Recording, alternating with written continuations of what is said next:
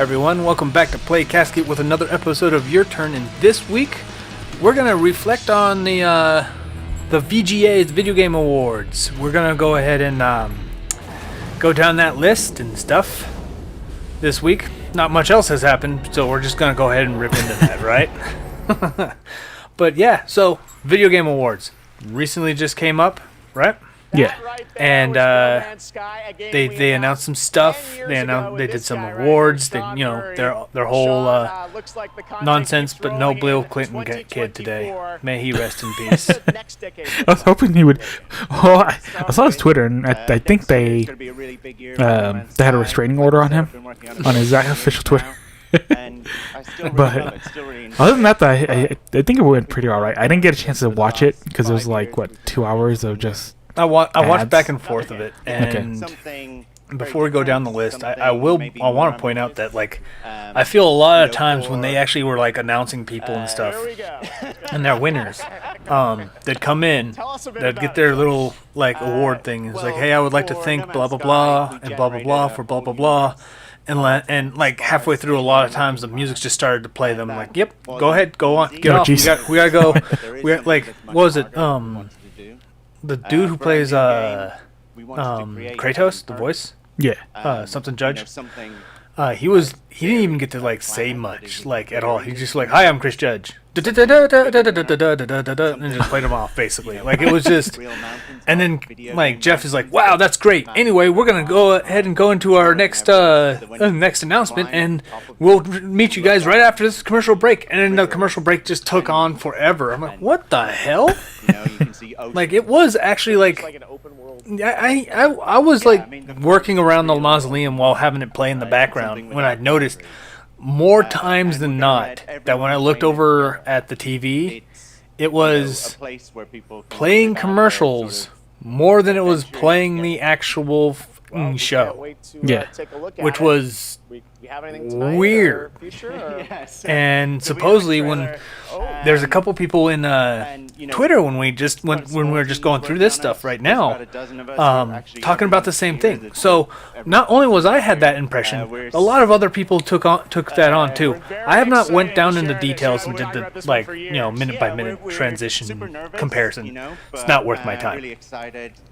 But other than that, most announcements were hey, here's these edgy, cool AAA games. Better buy them so you're cool with your friends. You want to be cool, right? This is such an incredible project. It was boring. There was one really good announcement, and that was it. And we're going to get into that at the end of this. But why don't we just go ahead and go down that list of winners and all that nonsense?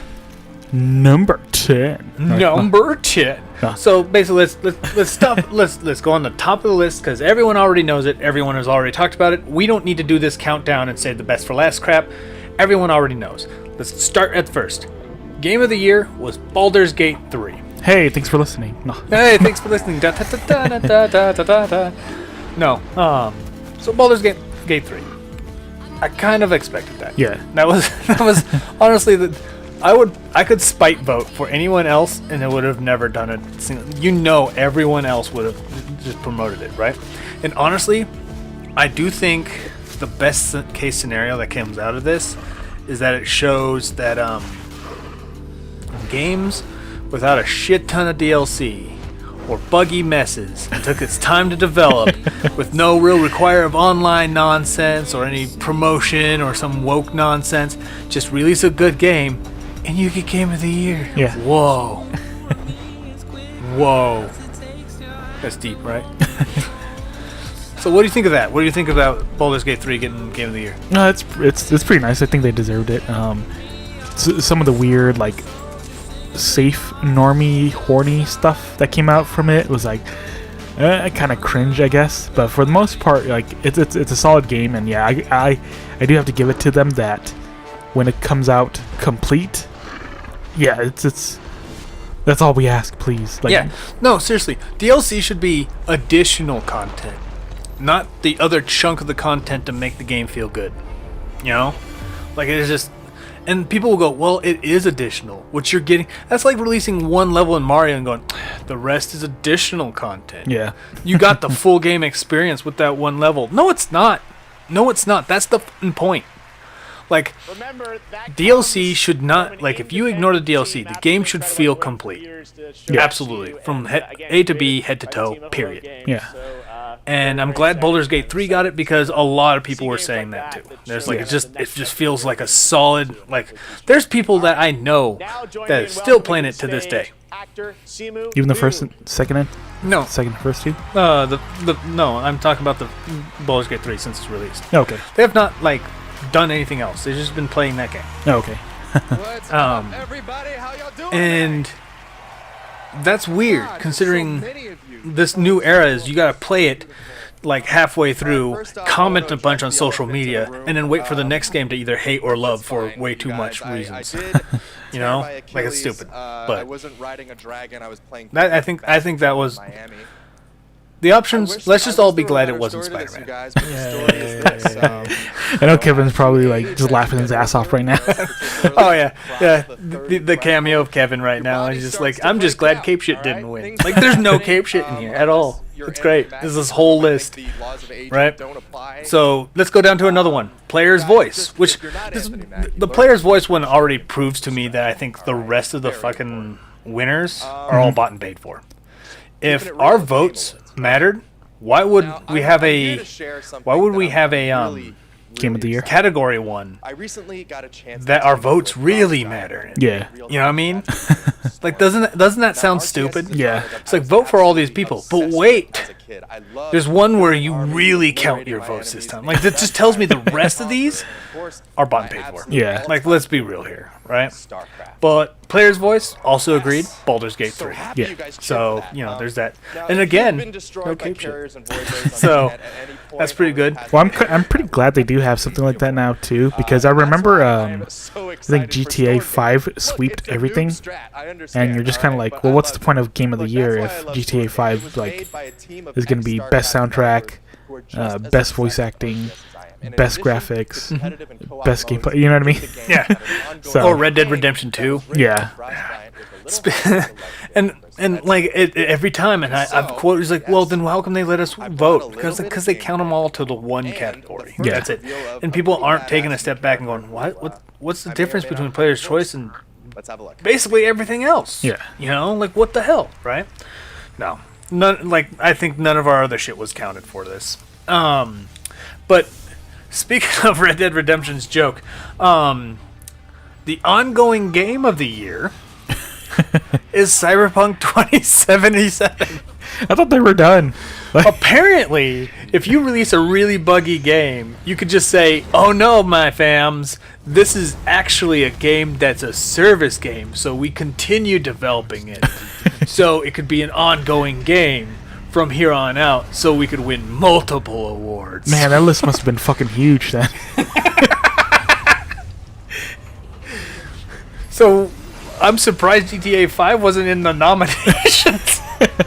Just imagine just being an ongoing game, and you're just saying you're an ongoing game, and you just patch some stuff in, and you just keep winning. Like imagine being Cyberpunk 2077 and like just lose all your nominations. Like, how am I supposed to get one award? We should deserve one. I have an idea, guys. Who said that? Who said that we should just keep making this an ongoing game?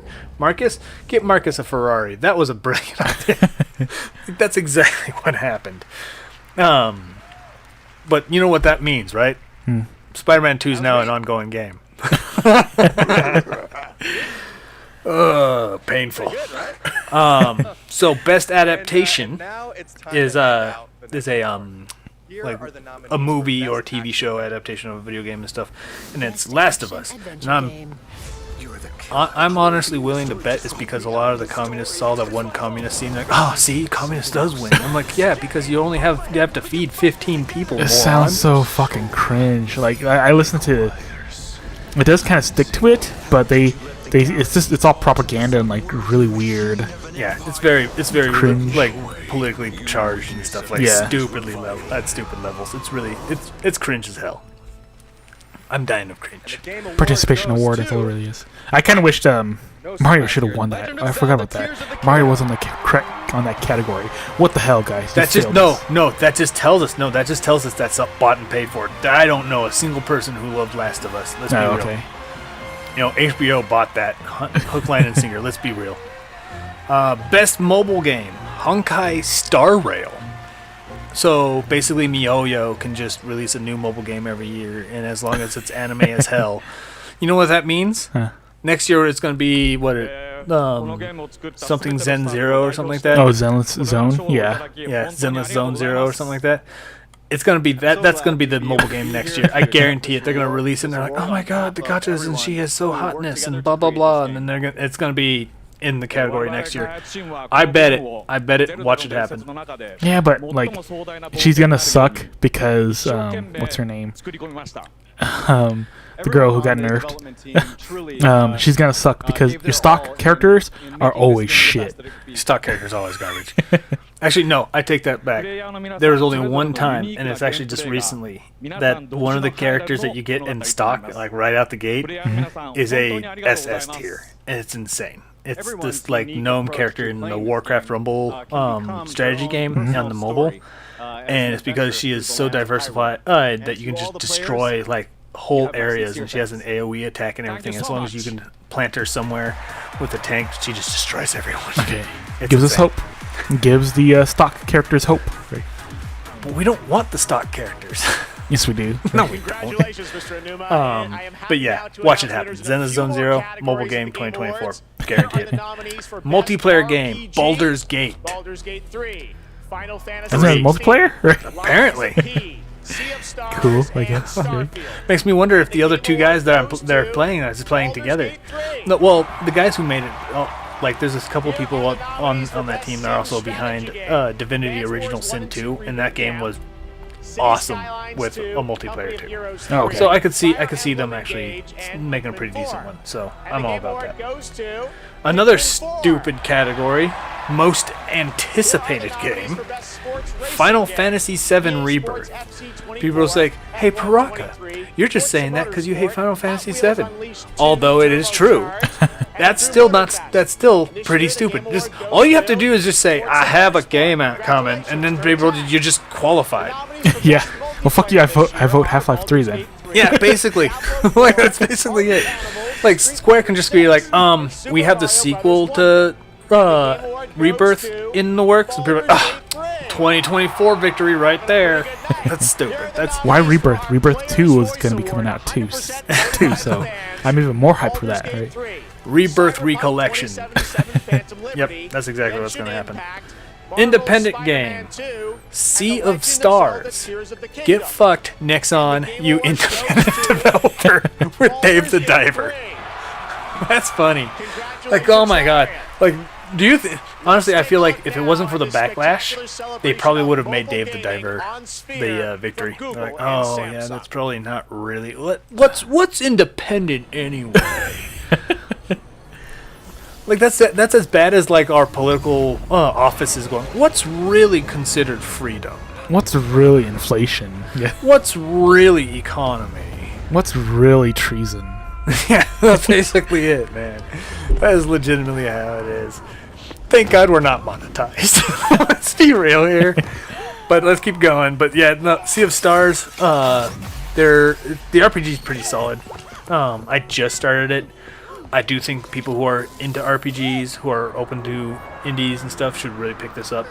It does hark back to a lot of like Super Nintendo experiences, not like RPG Maker experiences like the Kemco RPGs, which are very basic.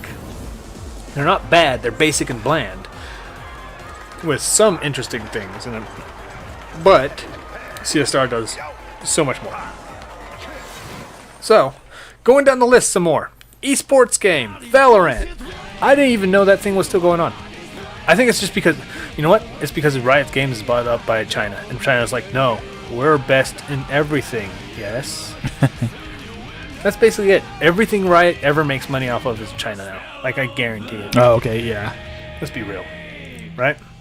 RPG? Best role-playing game, Baldur's Gate 3.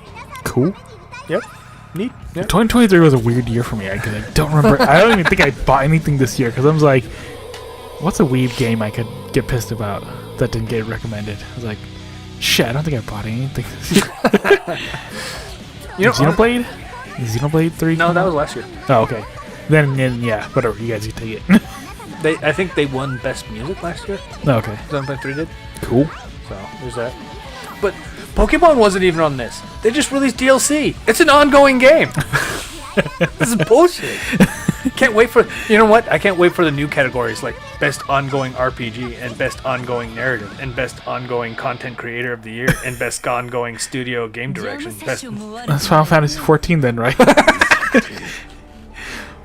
That's funny because I didn't think I seen any MMOs on this game system at all. Like anything. Yeah. That's hilarious. Just imagine just every year just World of Warcraft gets it because how many Sims are on it. Just how many Sims every time. Well, if that's the case, then Roblox has so many like mods. Have you seen some of the crazy shit they did? Yeah. I had to do a lot of like the weird advertisements for it and stuff. So like I was like by proxy near a lot of it. I'm like, this is weird. Also weirdly predatory. And I mean that in the weird dark levels of the internet predatory. But I digress. We are not a political channel. Best narrative, Alan Wake 2. Okay. I didn't even think that released. Honestly, I still thought it was releasing next year. Yeah, same here. I didn't even know it's out now. What the fuck? Yeah, literally like going down like, wait, that motherfucker got out? Welcome back to the Game Awards. We still got Content creator, Iron Mouse, VTuber. Just a VTuber. Big surprise. I only know her because... Wait, no, a VTuber that talks about her sex life. So great, apparently. Actually, she's pretty wholesome, so surprisingly. I doubt it. Studio Game Direction, Epic Games with Alan Wake 2. Wait, Alan Wake 2 is out? No, and then of course Studio and Game Direction apparently with Remedy Entertainment with Alan Wake. So one wins 2 rewards for the same category from 2 different companies? I have no idea. That I guess Epic won one and then Remedy won one. Epic pays way too fucking much money. Best Action Game, Armored Core 6. I almost said 4 because I can't read Roman numerals. Yeah. Fires of Rubicon. Congratulations, you mech weebs. You got notified. Now proceed to feel ignored for the next 25 years.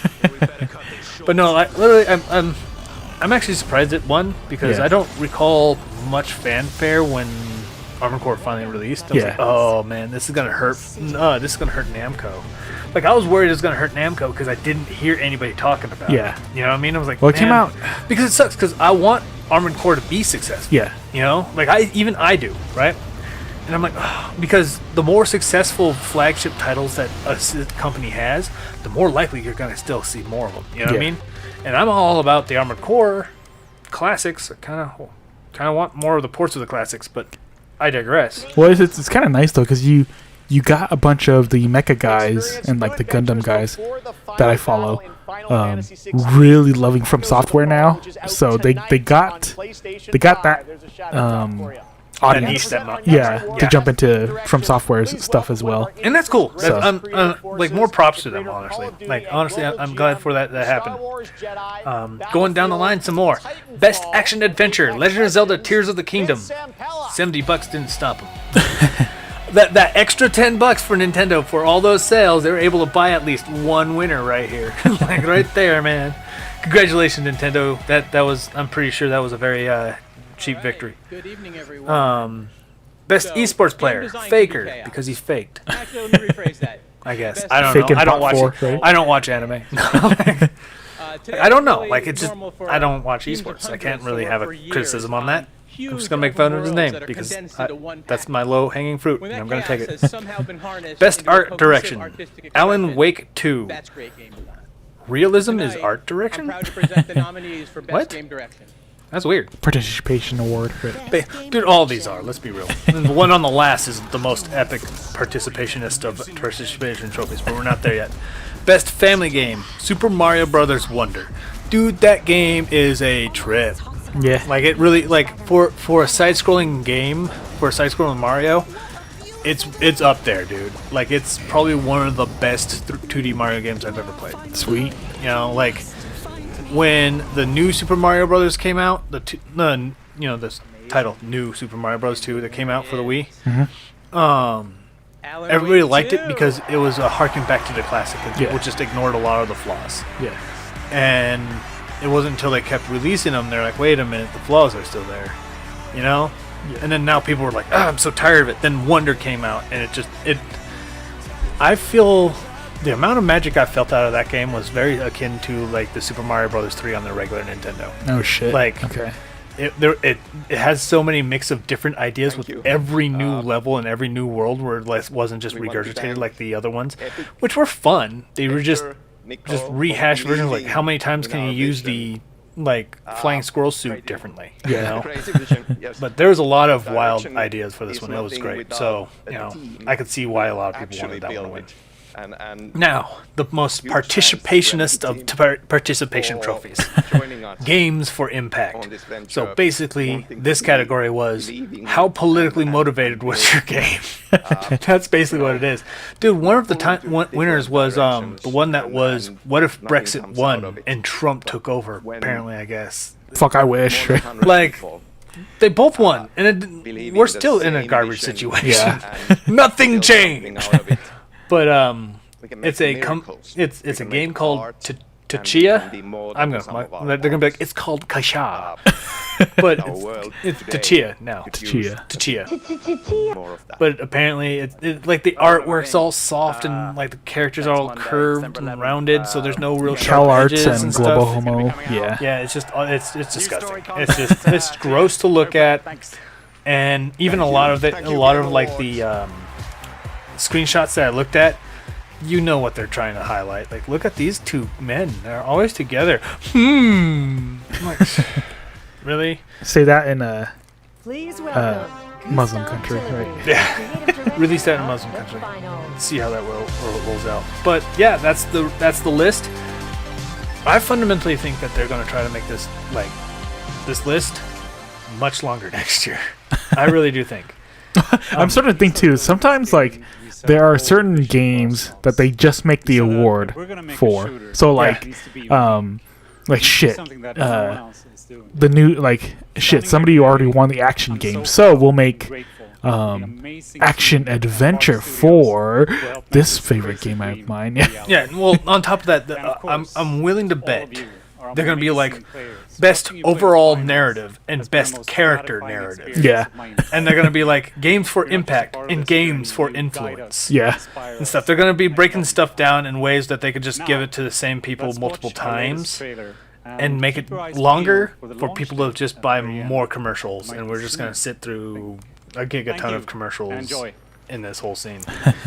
It's gonna be bad. Although, I mean, I'll give it to them that this one's a little bit more condensed compared to, I think, last year, because last year did have a bunch of those weird best action game, best shooting game, best action shooting game, best action shooting RPG game, best over the shoulder third person shooting game. Yeah. So this one best under the legs shooting game.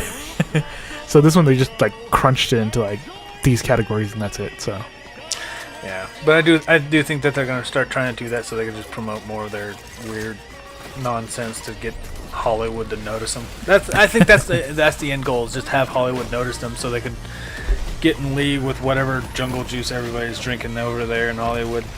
But overall, the winners and stuff, a lot of this was expected, honestly. Yeah. Right now, as far as content creator of the year, unless you're as long as you're a VTuber, and especially as a female VTuber with a cute voice, you're gonna just win. You're just gonna flat out win. There's dudes out there that are probably just doing really entertainment stuff that's just really entertaining to watch, but they won't get the same support as just a cute voiced female character. Yeah. We're never gonna win. We'll get nominated eventually, one of these days, but we're going to be just two dudes in a mausoleum, and they're going to be like, ew, that's gross. But this person's a cute dragon whale girl who likes to talk about her titties, and then she's just going to win just by existing. Your tits will save us. I'm telling you. tits will save us. I'm not growing a pair, bro. I'm just not doing it. I'm not doing it, bro. Pair of tits. Pair of tits. We're just gonna say it. Our algorithm boosts just because of that, and then people are just gonna come over here blue-balled and upset, and confused. But Well, I would have to say that Monster Hunter Wilds was announced, and I'm like, okay, I didn't want to watch it, and then my friend made me watch it, and I was like, okay, so here's what I expect is gonna happen, because a lot of it was teaser trailers. I'm not buying into a lot of it, right? I'm not doing it, right? No, it was actual gameplay actually. They say that they a lot of these companies keep saying that crap. It was actual gameplay. A lot of companies keep saying that. That's the thing that gets me that gets me very cautious. But here's what I think is the end results of that game. Now I'm not underselling it. I think the open world thing is going to be just basically what they did with Rise, right? How everything's flawless through all the zones, but they're going to get rid of the quote unquote hallway sections. So every zone's kind of connected to one another, and you don't have to go through chasms to get to another section that monster goes into. Yeah, okay. But I don't think it's gonna, like, a lot of people are like, it's gonna be wildly open world. I'm like, no, I think you're gonna have biomes individually be open world. Yeah. And I think the movement, like the wire bug and stuff like that's gonna still continue being in it. But I don't think you're gonna be able to go from killing off a devil show in a jungle biome and then go kill a Lagambi in a frost biome before the timer is up. Like, that's not going to be that seamless. Okay. You're going to have a jungle biome. You're going to have a desert biome. It's going to blend world with Rise in that process. But it's going to be more like fluid instead of going, oh, I got to go through zone 2, through this hallway to zone 6, and then I got to go down to get to the one character that's in that area, that monster, you know? You can just go directly beeline to that area and use whatever movement you take to just go that direction. Okay. I think that's what it's going to do. Okay. Which is still an improvement. Yeah. I'm not saying like, I'm saying like fundamentally it is still going to be open world. Yeah.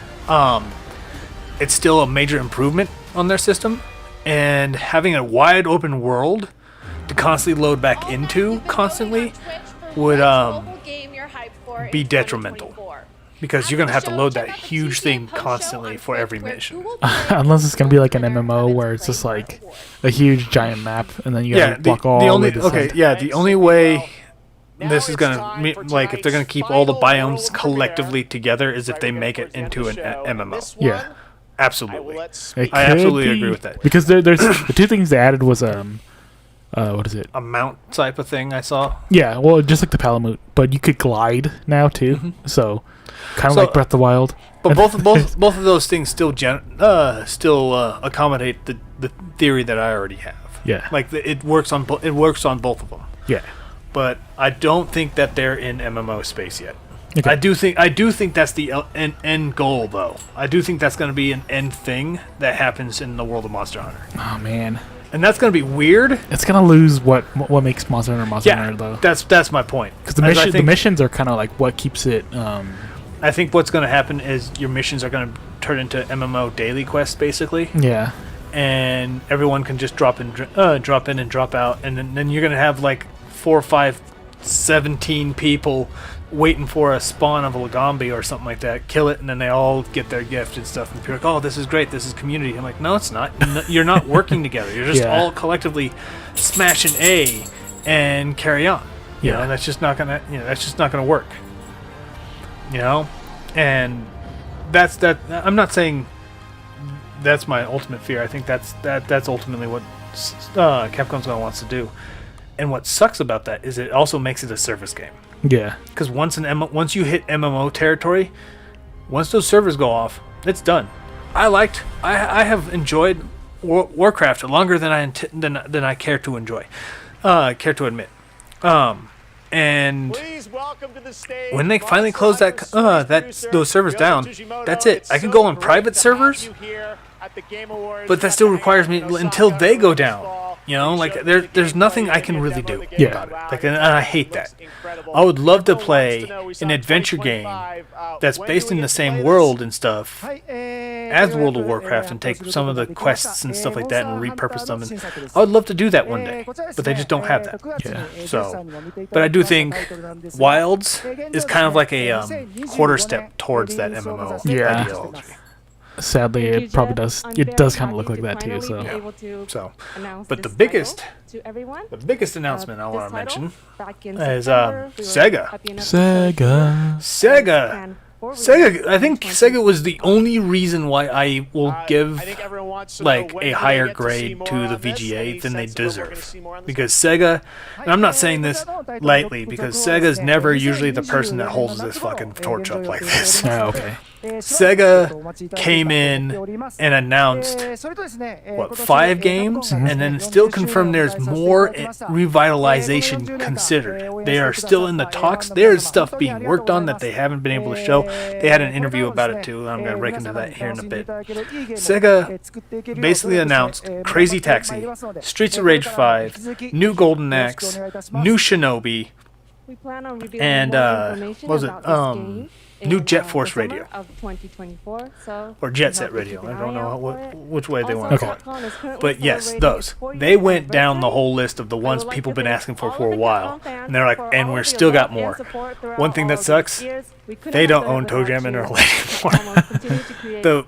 When Sega was really struggling, they sold off a lot of their old characters and ideas and stuff to other companies and stuff. So there's stuff out there that Sega originally had, they no longer have. So there's stuff like that, which is sad. But it is what it is. Yeah. But yeah, and then they confirmed in an interview that there's still more development, that they're still waiting to announce stuff because they just weren't ready to announce more, and everything else. They said that they wanted to bring a new energy back into the company and their games, and said that they want to bring the feeling of the Dreamcast Rebellion era. Like the way everything was just crazy for Sega and everything. And that just blows my mind. That makes me. I'm like, first of all, that's bold to say for Sega. Yeah. You know, but I'm like, you know what? I'm about this. If it helps us get more of these games, fuck it, right? Yeah. But Sega also said and acknowledged that Sonic, Persona, and Yakuza has been helping them keep afloat, which explains why they've been putting out more and more Yakuzas over time too. Yeah. And it also probably explains why they've been porting a lot of the Persona games everywhere, too. Yeah. I'm almost willing to bet that the ports of Persona 3 Portable and Persona 4 Golden to the Nintendo Switch was a huge boon to them. Okay. So, what out of that announcement, is there Sega games that you want to see more of? Valkyria Chronicles. Like I barely touched it, but I follow Didn't they just release a 4th one on the Switch? Like something like that. I don't know. Well, I just like the artist because he's the only one who's like promoting it. It's just him at the front lines because Sega doesn't give a shit about the game. But it's just him, and he's like, "Well, I could draw art of her now because they used to. There's 2 proportions of her. There's like the PS3 version, and then there's like his official art version, and they nerfed her." And this is what she looks like. These 2, yeah, right there. Yeah, but yeah, and he's the only one who's like drawing her and like drawing the Valkyria Chronicle art and like promoting the game. And that's what's keeping it alive. So we'll see what they do with it and let them actually do what they want to do with it. Right. Because it seems like it's like extremely restricted, but maybe the team doesn't know what they want to do. But I don't know. Well, I heard that they're all like the team that develops like the mechanics and stuff of Valkyria Wars also does Sakura Wars as well. Valkyria Chronicles does Sakura Wars. Yeah, Sakura Wars. I think they're back and forth. From my understanding, I don't know too much on it because I keep hearing whispers between the two because I'm not into that franchise, but I am into Sega stuff. And when I'm doing all those weird boards that you see me do daily and stuff, I get pieces of information. I slowly piece it together. Gotcha. But I think the development kind of shifts back and forth. But I wouldn't say Valkyria Chronicles is widely ignored if it's at least on one of the current systems out there. You know, same with Sakura Wars. Sakura Wars is on the PS4 and it was released after that too. The series is dead, by the way, because I guess the series is dead. Sakura Wars? Yeah, they launched the mobile game and they created a bunch of kits for it, and it fell in its face so fucking hard that I don't think we're gonna see one for a while. For a while, at least. Maybe they should just port the old ones over and see if they can recoup some of the money. Honestly, that's been a huge boon to Sega. Honestly, like literally, they could port Billy Hatcher in the Giant Egg onto the Switch with all the bugs and everything, and it would still make them a hell of a lot of money. Yeah. Please fix the bugs though. That's all I ask. But okay. But if Sega has a fire under their ass, then let's see it. I like to see more. I like to see that Dreamcast era of just them experimenting. Seaman. Just more Seaman. Seaman. That'd be hilarious. Imagine Seaman being portable, dude. Power Stone. Oh, a new Power That's Stone. Capcom. Oh, is it? That's Capcom. Yeah. We still see them. We're not going to see it from Capcom. Capcom gets allergic to Mega Man. I know, that's true. And the game of the year is... But no, I agree. I'm kind of hoping that they'll port Skies of Arcadia. Yeah. Just port it. Just port it. Don't mess with it. Just port it. Maybe make a sequel after you do that, and then I'll buy the sequel too. But give us a Sonic that'll bomb. Gotta complete the cycle of the Sonic. just lower your production. Holy shit! None of them aren't bad. So I don't know why all these failures come from. If it's just I think you guys' production is just through the roof. I think the problem is that the game is just mundane. And when it's mundane, nobody wants to play it. No, there's a cut. There's a weird bell curve. The most mundane and boring the game is, the more likely nobody's gonna play it. That's because true. Everyone's like, eh. But when the game gets so bad, people want to play it. Yeah. Hell, that's the whole reason why a lot of people wanted to play Scarlet and Violet for Pokemon. So the reason why people wanted to play Cyberpunk for a while, because people are like, I want to see how bad this really is. Yeah. Well, I remember them saying a bad reaction is better than no reaction. That because with no reaction, you're freaking done. There's no such thing as bad publicity. Yeah. It's when you get is when you have a problem. Yeah. You know. And I think that's why Kemco's RPGs, they're boring. So yeah. After all that, I think we should be pretty good with this talk. Instead of me ranting off on other stuff, I should probably stop right there. I look forward to seeing what more Sega stuff does. I would like to thank you all for listening to all of us. If you like our content, feel free to like, subscribe, and share. And as always, we will see you on the other side. Hey everyone, this is Paraka. And Ghost. I would like to say thank you for listening to our podcast. If you like our content, give us a thumbs up. Subscribe and share our video with your friends. You can also follow and support us on other social media such as Minds and Rumble. Links in the description below.